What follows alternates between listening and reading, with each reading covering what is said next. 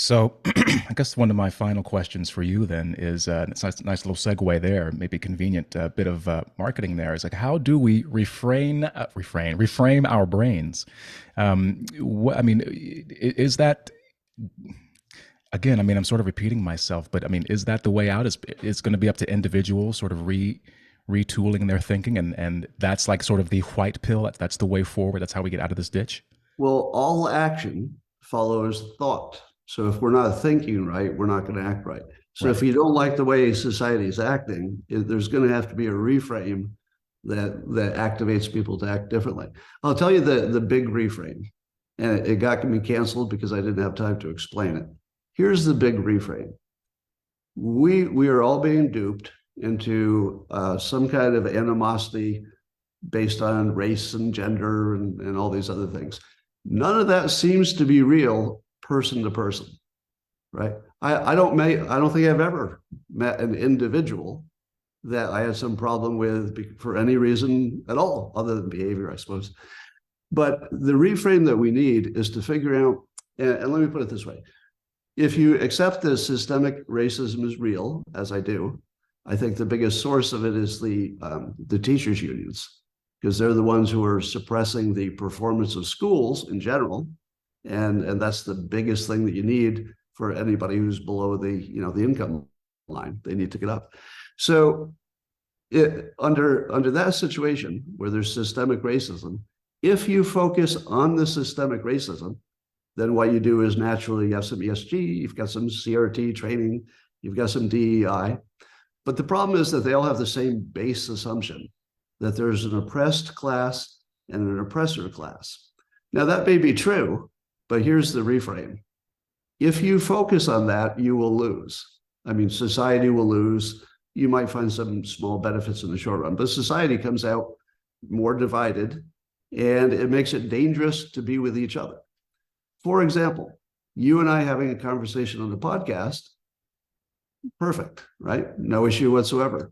But if you knew that you were working in a work group where half of the people believe that you were part of the oppressor class, they would see, confirmation bias would guarantee this, they would see things that might be natural behavior, they would see it as potentially racist.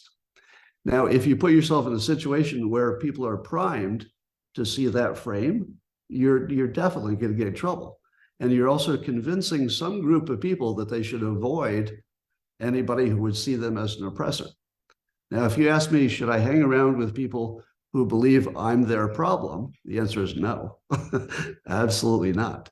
But if we make the mistake that the average of one group is important compared to the average of another group, you immediately get into the wrong frame and you get division. However, here's the reframe. If you empower individuals to have the best strategy for life success, which is what my books are about, then people can slice through systemic racism like it doesn't exist. Or better, I can teach this.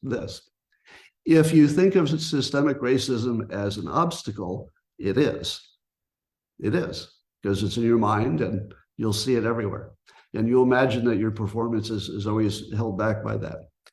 If you see the main thing that you need to do is to build skills, suddenly you'll use that energy of racism and you'll harness it and it will be a weapon for you. For example, if you assume racism exists and everybody's primed to see it, go to a Fortune 500 company because you know they're looking for as much diversity as they can get. It's a very high priority.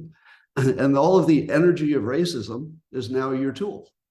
So you walk into the interview, you're qualified, the other people are qualified. The company says, you're both qualified, but I need more diversity. So I get a twofer for you. So if you see systemic racism as holding you back in every way, it will. If you see yourself as let's say, a sovereign individual who can really change who you are, add skills, for example, learn how to deal with people, put together a talent stack, as I call it, think more in terms of systems instead of discrete goals. That's a good life strategy as well. You're going to find that you can slice through not just systemic racism, but all the other problems. So it's basically the solution to all of your problems is the same. make yourself as strong as possible, within a legal framework.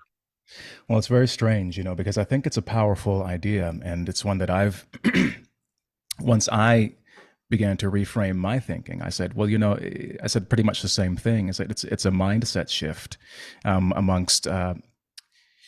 It's a sort of not even societal, but like a collective mindset shift. But the difficulty now is that we, there are there are I mean, I did this thread that went viral many months ago about, if I were a white supremacist. And it was basically like, if I were a white supremacist, I wouldn't really say anything. I wouldn't say it overtly. What I would do is, and you alluded to this, I would take over the schools. I would pump the same message through the media. I would, make all the movies about this. All of my favorite athletes and singers would be, pumping out the same message. The algorithms would be steering me towards the same messaging. So there's this big, pervasive, ubiquitous propaganda that is very, very difficult to escape. And then what you find as a black person, because is that the second that you do escape that, then you become reviled by a lot of other black people for one, but also by a lot of like white leftists, which is hilarious because they're supposed to be on your side. But it's funny because I remember when you for your fifth cancellation, when you made those comments, and remember my reaction to it was very visceral, and it was a dual reaction, because on one hand I was like I can't believe he said that, but the other part what the other part of what but the other part of it was I can't believe he said that. Neither reaction was to the substance of what you were saying. Right. You know what I mean? It was just the Right. fact that you said it Yeah. Yeah. that I was reacting to, because I think fundamentally, um, it's correct. It's you have to change yourself, and then the world will change around you. But I mean, there are literally people now who say things like punctuality, discipline, rugged individualism, these kinds of things, anything that you could use to improve your life. To get um, ahead. Yeah. well, it's seen as a tool of white supremacy. I'm not even joking about this. Did you see that Oh, no. Smithsonian exhibit or flyer they had to remove from the website because it caused such an uproar? I mean, it literally said these things. And what I found is that when I was a kid, it was always because I speak a certain way, because I don't dress a certain way. It was like, oh, you're acting white. And a lot of black people feel this uh, if they, I mean, even Larry Elder, I mean, the Republican presidential nominee was called the black face of white supremacy. Right. So on one hand, if you're a black person, you have the sort of like working lower class blue collar people who are saying that you're acting white. But now what's also happening is you have this intellectual class. I call them the blue bourgeoisie. This intellectual class. They have book deals, they win Pulitzer prizes, they get hosting gigs on CNN and MSNBC. They get columns in the New York Times, and now they're saying the same things. Oh, if you're striving So, for economic prosperity, you are enacting whiteness. And so it's yeah. it's a crushing, it's an uphill battle to try to get that I, sort of mindset. so I actually have a name for it. I call it the imitation glass ceiling. And what I mean by that is I believe all success comes from imitation. Now, in some cases, somebody will read a book, so they're essentially imitating the author. But most people are looking to just people around them. You're looking to your dad, you're looking to people who have success, and you're trying to copy them. I came from a low middle class income family, but I was obsessed as a kid to figure out how people had got out. Like, how did you do it? How did you do it? And that became my life's work to put together the tools so anybody who doesn't start with money can make money. So that's what I do. Now, the problem is if you're black, well, if you're black, let me talk to you like you're actually there. Let me ask you this. How comfortable are you imitating the people that you've been told are your oppressors? Because most of the people who have made money are a whole bunch of white people, more recently Asian, and the Americans are doing great. But if you had to imitate somebody, which is the one and only way anybody succeeds, nobody's invented a new way. You just look at other people and try to pick their best things and then imitate them. But if you can't imitate them and I'll put myself in your shoes, for example, if I were black and I learned the history of racism, and you said, all right, now to be successful, act like those people who are your oppressors. I wouldn't do it. I'd probably do something unproductive because I just wouldn't be able to wrap my head around it. So here's what I'm doing. Creating with Joshua Lysek, we're building, after this book is promoted, we're building a student guide so that any homeschoolers or public schools, if they want to, would have, a starting set of success tools, which would be obviously for everybody. So if you can just drive it down into the fourth grade or wherever you need to start, then everybody at least knows the tools.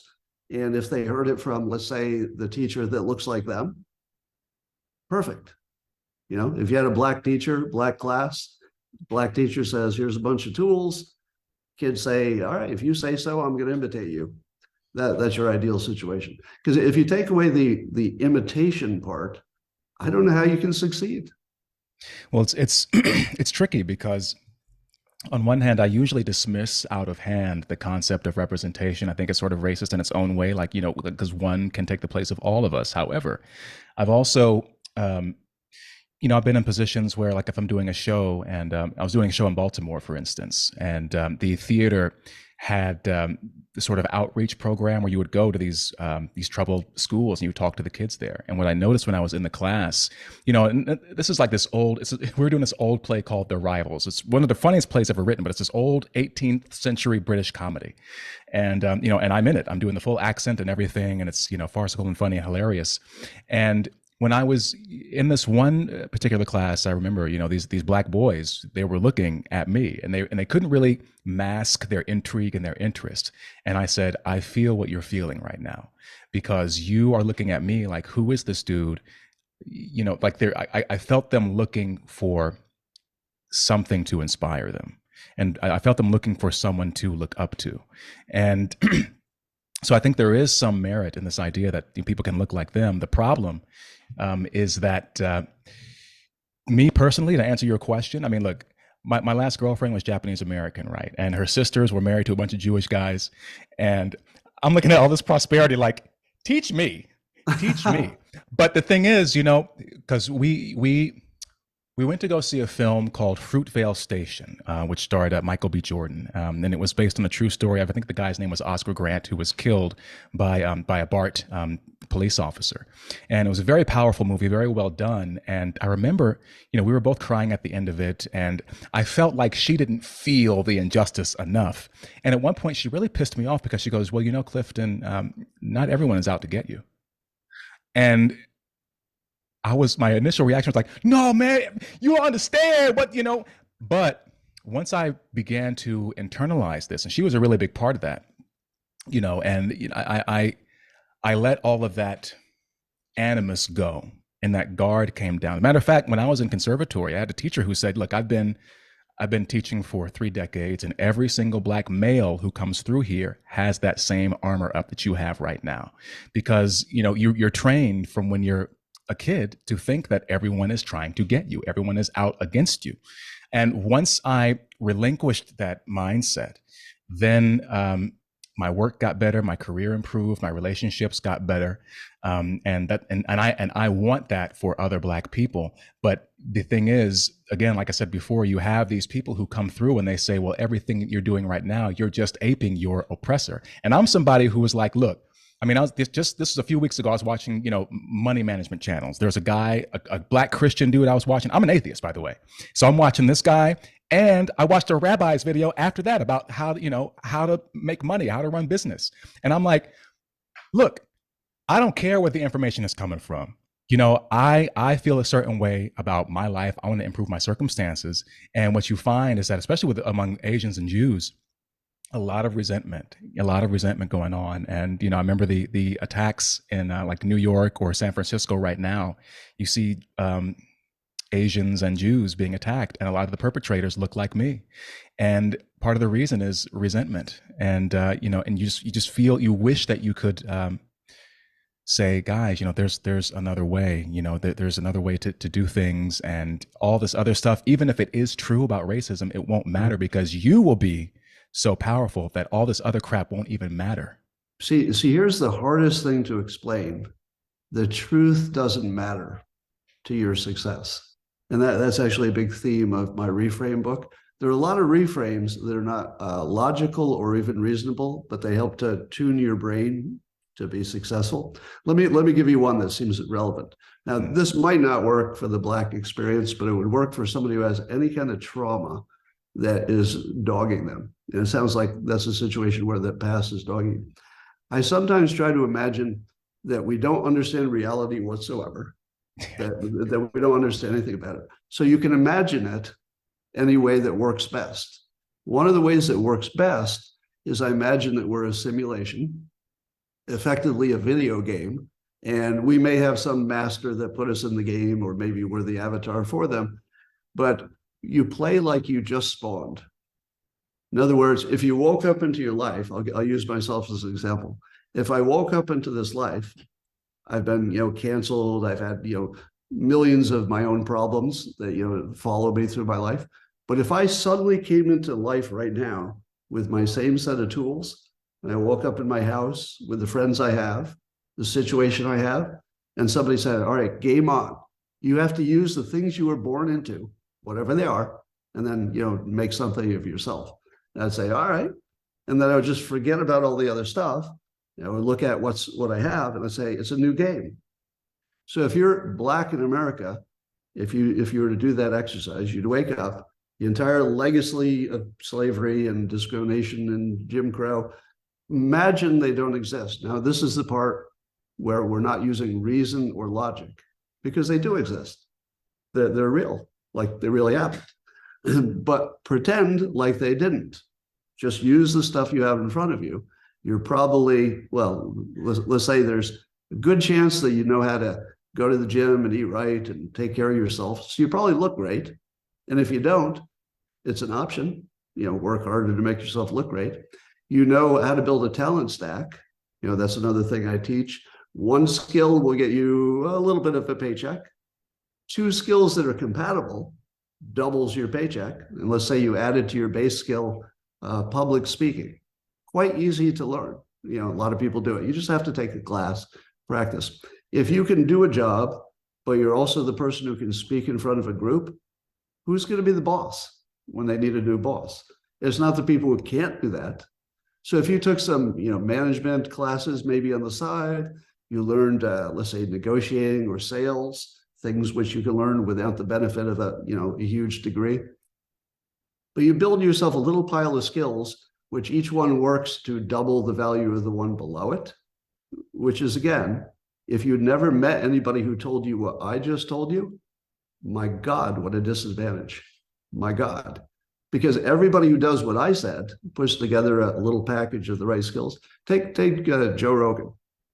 He's not just talking into a microphone. He's a professional comedian. He's been an actor. He follows politics. He's unusually personable and charismatic, so he can get people to, open up and stuff. That's not one skill. That's probably almost 12 different skills, including just the business part of making run. I mean, obviously he's had to hire people, negotiate contracts. He's had to get lawyers. He's got accountants, I assume. And all of that is a separate skill. If you say to yourself, my money equals the size of my talent stack, and now not a random talent stack, but things that work well together, kind of the Joe Rogan model, then you're going to go places, and there's almost nothing that could stop you. So imagine being born into a world where learning a new skill is practically free. The mechanism for getting rich is clearly laid out. Get this skill and then keep adding to it. Or, you might change businesses, but then start again and add those skills.